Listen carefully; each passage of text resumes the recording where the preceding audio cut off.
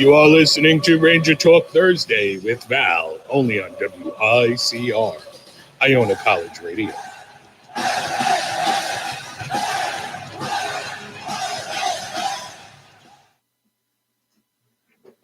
Don't you just love my little intro? I mean, it's my favorite. Okay. So, good morning, everyone. Welcome back to Ranger Talk Thursday. I really have a problem with this camera angle. Like, it's awful. Okay. Anyway, so any Ranger fan will feel my frustration right now. So if you've been keeping up, not only with my show, which you should, but with Ranger games in general, then you know how bad we are playing. We have a 5-game lose streak. You heard me right. We're losing. And I'm now it's kind of like you have to dissect a little bit as to what is actually going on and what is really the problem. So, watching the games, you can clearly see the energy dips within the periods.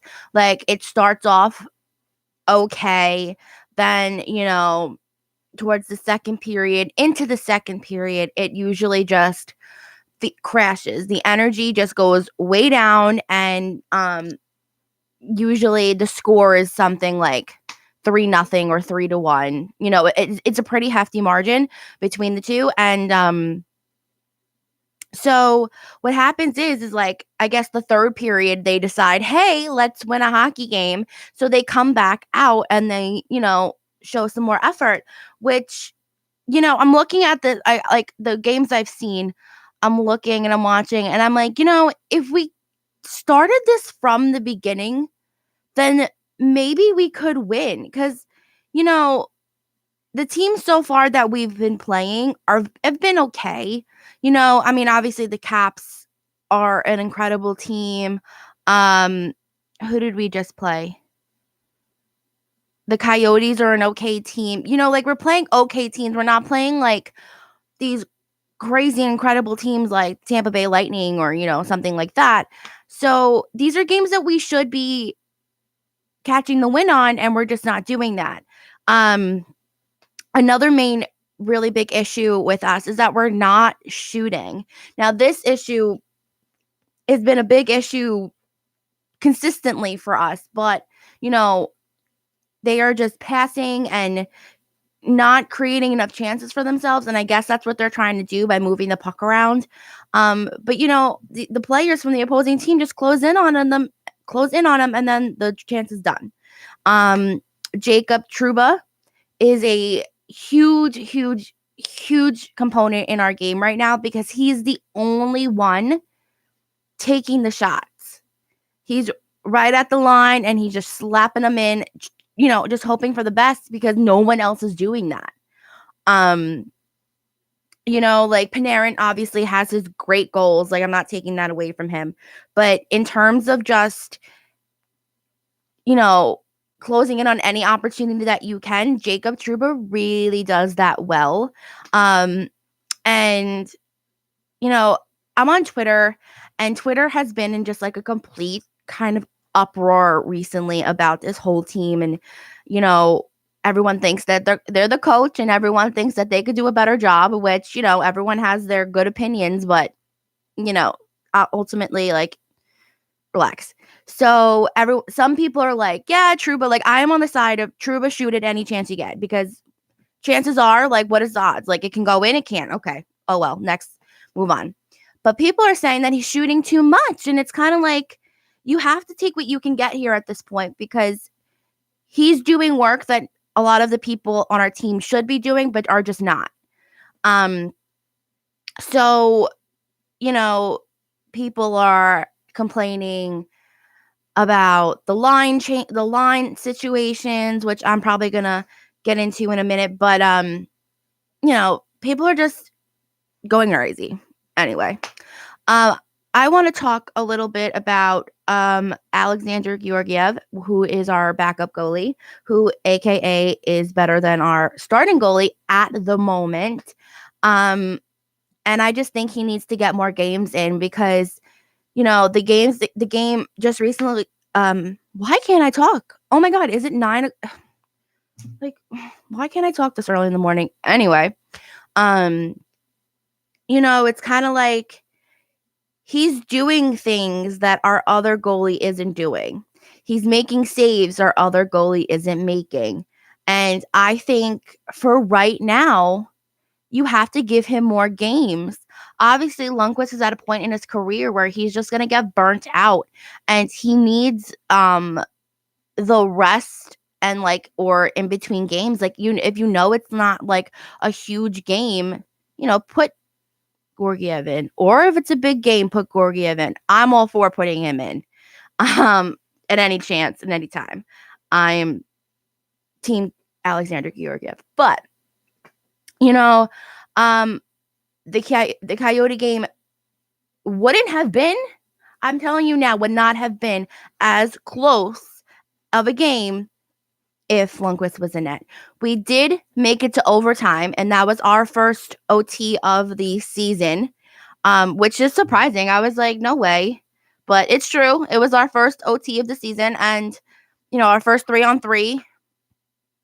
And, yeah, it was just really bad.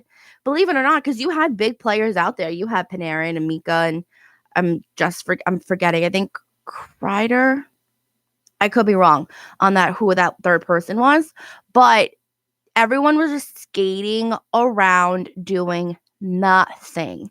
I mean, I think before the goal went into the back of the net, because obviously we lost, if you couldn't catch that already, Panarin stopped trying to put a stick out there or whatever he tried to do. But, you have to look at your players and who's really going to play defense into this time. Like, who's really going to make sure that puck does not come anywhere near our goalie. Yeah, it went right by him. He barely even saw it and, hit the corner, went in. To the Coyotes, which is kind of like, really? Like, we could have won that. So, we have to look at other reasons why they could be playing this way. It's because there's really no line consistency. This is unbelievable. Not the amount of brain power that is going on right now to form words. Okay. So there's no line consistency between the games. Panarin and Mika, and most likely Trouba are going to be on that first line, which is great. But, is it really working? But I know Trouba gets thrown around a lot and Kreider gets thrown around a lot. And, everyone is just, trying to figure out what works with what line and who is where and who's on this line. I just feel like it creates a lot of confusion. I don't know. But I feel like there's not enough. I know he's going to be here at this time that I can give him the puck kind of thing, So another thing that we noticed is that the vets are playing more than, I guess, the rookies, you want to call it, which again, okay, before everyone gets crazy, I don't have a problem with that at all. But the problem is like, if we're rebuilding, if we're still in rebuild, we did so many good things in the off season. So everyone thinks that we're going to be like this great playoff team. Like, we definitely could be, I guess. But if you think about it more realistically, like, if you're rebuilding, you need to rebuild with your young superstars that you have. You have to have them. They need to develop.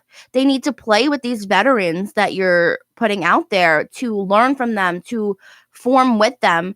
So, it's not just, hey, young guys all go out at once, don't know what to do, and it looks crazy. You have to put now, okay, obviously, I guess the rookie that I'm talking about here is Kakko. And, he's having a little bit of issue right now trying to find his game. And I don't know. I just think he is a player that needs to be with other superstars, because we've seen his game before the NHL and how amazing it is. And we know he can bring that to our team, but he needs to be with players that can help him do that. He's not going to do it all on his own, or with players that he doesn't work well with. Not work well with, but like, have the same kind of game as he does, if that makes any sense. But he is frustrated right now, and he did an interview for a Finnish news reporter, or just a reporter from Finland, and he basically told him how frustrated he is right now in the NHL, and how he did not think it. He did not. This was the. How many times am I going to not lose my train of thought, but just not be able to move my mouth with my brain? How many times is that going to happen? Okay, moving on. You know, he's just not having fun right now. Like he said his game is off. He said he's playing bad, and he's just not enjoying himself. And then Quinn went on to say, like, well, he's 18. There's very rare that 18-year-olds come into the NHL and just are these amazing lead players. And that's what Kakko wants to be. He wants to be a lead player. He wants to be a Panarin, a Mika. He wants to be one of them. So the terms of development, it's like, if you know he can be that, why wouldn't you play him with people that could push him there? And it's not just going for him. It's going for Kravtsov and Cheadle and Elias Anderson. Like, these are our young guys. These are the guys that need to be, I guess, developed the most and worked on the most to rebuild for our needs of the Rangers, which is ultimately winning games. So I know he hasn't been on that first line, and I know a lot of people, including myself, I'll say it, including myself, have had a little bit of a problem with, because if you look at the first 2 games of the season, which were a complete tease, by the way, I was like, oh yeah, we got this. We're so good. Like, okay, no problem. Nah, that was a tease. Thank you so much for that. But if you look at that first game and where he was, why wouldn't you keep him there? Why wouldn't you allow him those opportunities? So I know tonight against the Buffalo Sabres, he's going to be to the front line. At least that was rumored. I don't know if it's true. I don't know if it's going to stick like that. But I think Kreider, Mika, and Kakko are going to be on that first line. That's really interesting to me. And I think Panarin got moved to the second line, which is really, really interesting to me. Kreider hasn't been, I guess, on it as well as we're used to. So I don't know. I'm interested. But the Buffalo Sabres, now here's my other thing. The Buffalo Sabres are the leading team in the Atlantic Division. So it's kind of like, is this going to work? It needs to work. We can't lose 6 games. I mean, yes, we almost won the other game, and we got a point from our last game because of the tie in regulation. But like, we need this win so bad. So I'm just hoping, like, Kreider and Mika know what to do. They know how to win games. So, that doesn't surprise me. So I'm kind of like, okay, but like, they really need to help Kakko out and create those chances and those opportunities, and just close on any chance that they can get, making sure that they can get the puck to the back of the net. And the problem is, though, I've noticed with guys like Mika and Kakko, like, the other teams, like, will just surround them, like, because they know what they're capable of. So they will make their scoring chances even harder on them than, any other player. But yeah, so tonight's game is going to be interesting. As usual, former player Jimmy Vesey is going to be on the team, and it's going to be a lot. And I'm not sure exactly who is the goalie tonight. I don't know if it was said or I just missed it. But yeah. So let's go Rangers. Let's hope tonight that they can get this win and fix things that they need to fix, because this losing thing is not great. Like, we don't have to win everything, but maybe not 5 or 6 in a row. Thanks. I'd appreciate that so much. All right. Well, thanks for tuning in to another episode of Ranger Talk Thursday with Val. I will catch everyone next week. Thanks for tuning in. Bye.